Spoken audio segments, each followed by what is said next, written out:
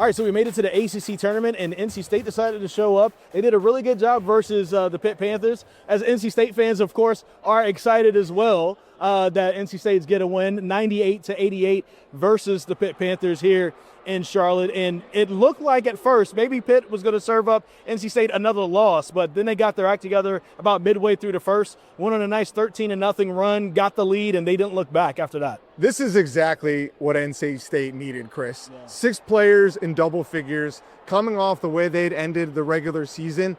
Were their tournament hopes really in trouble? Well, Will Wade said they might have been if they had lost this one to Pitt, but now they're, I would say, firmly in the tournament, and now just some good vibes going forward. Kadir Copeland leading the way with 24 points. Credit to him. Credit to the guys on the court. Will Wade has tried to push every button imaginable in the control pit this season. At the end of the day, you need your players to respond, and they certainly did in this game. We'll talk about the matchup versus Virginia in a bit, but that's the type of team that they're going to have to look at and prepare for the NCAA tournament. And starting off with a good win here is a great way to begin that. I mean, first off, you got to love how the team decided to shoot in an NBA gym. Those guys want to be here, 61% from the field, and we talked about it. You mentioned it, 6 players in double figures, and the engine to start all that was Kadir Copeland, the senior point guard, 6'6" point guard, I might add, and you could tell he was feeling really good when he went to the basket, faked like he was going to go around the back,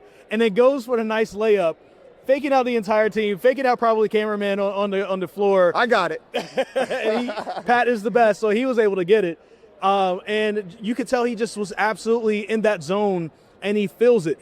I'm a little disappointed. We'll get on this in just a second. That Darian Williams was not their best player on the court, and I think he needs to be that for them to be able to move to go as far as maybe they could possibly go. But Kadir Copeland stepping up for everybody was really huge, and you could tell, like, once he got going, everybody else fell in line.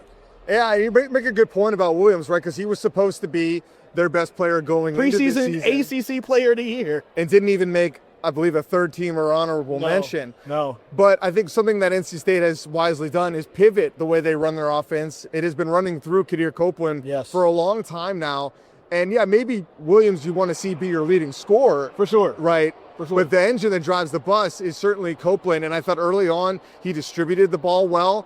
Van Allen Lubin down low was getting the ball to him.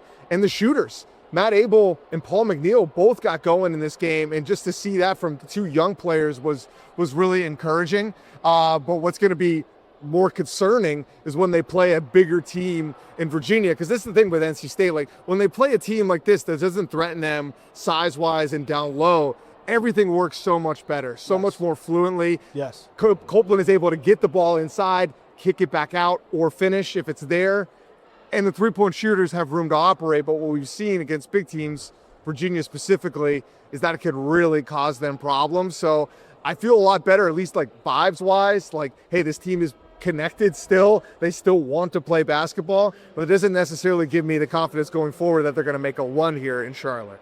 Hopefully they can shoot versus Virginia the way that they shot today versus Pitt. Again, 61%, and that's what they're going to need. I mean, you mentioned it before. NC State's problem, of course, is height.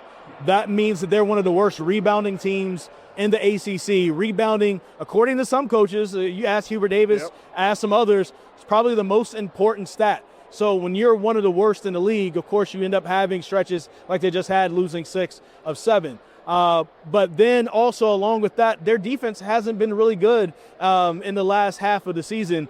And they've been going to that zone. And we saw that versus, Pitt in the game today. So you have to wonder, is that going to work versus Virginia, who has a really good shooting team? They didn't look really good versus Duke. That was really the only team that made them look bad.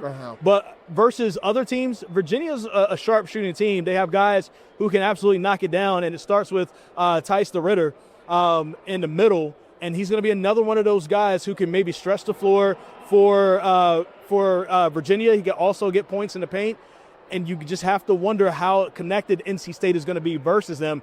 Remember, they lost by 15 the first time around in Raleigh. Then they lost by 29. NC State is minus 44 versus Virginia this year. All they have to do is be at least +1 tomorrow for them to move on, though. Well, look, somebody's got to win this tournament, right? Carolina is without Caleb Wilson.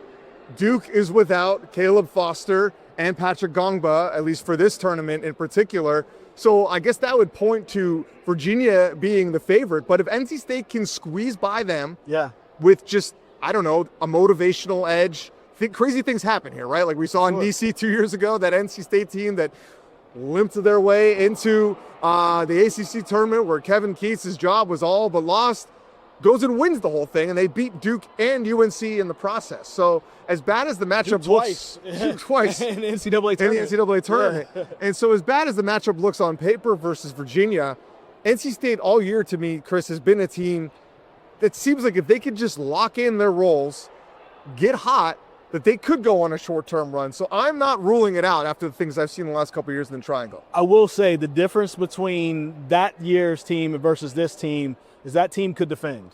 And this team has a really, really hard time defending. Now, they could lock in from here on out and really just be there. We've talked about this before. You have guys that came from programs that are known for defending. You talk about Trey Holloman, Michigan State. You have to defend there. You talk about Texas Tech and Darian Williams. You have to defend there. You talk about Terrence Arsenault at Houston. They were the best defensive team in the country last year, right? So the possibility is there. The DNA is there, but for some reason it just hasn't connected for them this year. But if you're going to connect, March is the right time to really start connecting, because you just never know what happens. And again, I'll go back to the hot shooting.